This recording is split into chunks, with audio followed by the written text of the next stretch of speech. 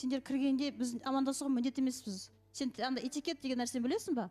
Кім көшеден кіреді, сол іште отырған адам амандасуға міндетті. Сен сол элементар нәрсе білмейсіз ба? Қасында жігіттен әдебиет күшті біледі екен, сұрап ал. Жанна ханым, мен сізді түсінбедім. Сен айтып отырсың ғой, мен міндетті емеспін амандасуға. Ол этикет деген нәрсеге жатады. Сіз менен кейін келсеңіз, менімен амандасып жатсыз ба мысалы? Мен кірген кезде бәрімен амандасам. Мен де бәрімен амандасам. Барлықтарыңызға сәлеметсіз деп амандасам. Мен қараңыз, жоқ, тыңдаңыз, мен осы уақытқа шейін неше уақыт отырмын, осы жерде бірде бір рет Айдана ешкіммен амандаспады, тәкаппар деген нәрсе естімеген. Мен білем амандасу керек екенін. Айдана, мен тыңдаңыз демей ақ қой, мен сенен үлкенмін.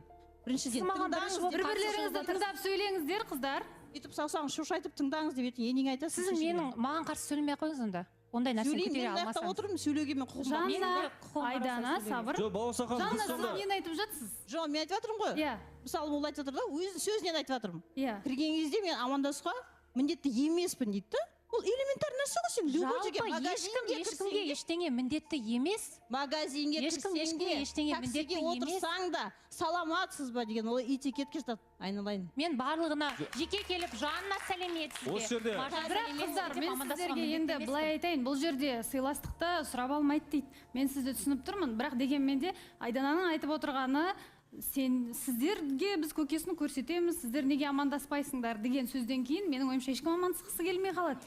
Сондықтан да ол жерде сондай жауап болып жатыр деп түсініп тұрмын. Себебі амандасу енді ол этикет екенін барлығымыз түсініп тұрмыз, әрине негізі. Иә? Балауса ханым, жаңа қатысушыларды айтам да. Енді жаңа қатысушылар деп өздері бөлініп жатыр екен. Сонша өкпелер қара қазандай болып отыр. Кешеден бері осы бір әңгімені талқылап, болмайтын нәрселерді айтам да, біз міндетті емеспіз, сіздер бізге ешкім емессіздер, біз тұрып сіздерге сәлем беретіндей.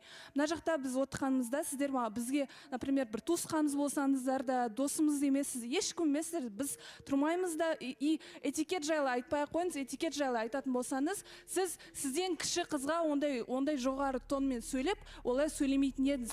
Үлкен болып өнегеңізді көрсетіп, үлкендігіңізді жасаңыз деп айтам. Жоқ, мен мына жерде Назымға таңғалып отырмын. Балауса ханым, Назым сен. Жанна жауап беріп кетсін.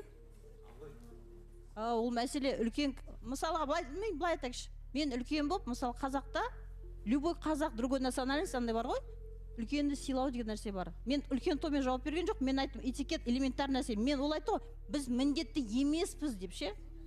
Ол элементар нәрсе, үлкен сыйлау деген элементар нәрсе.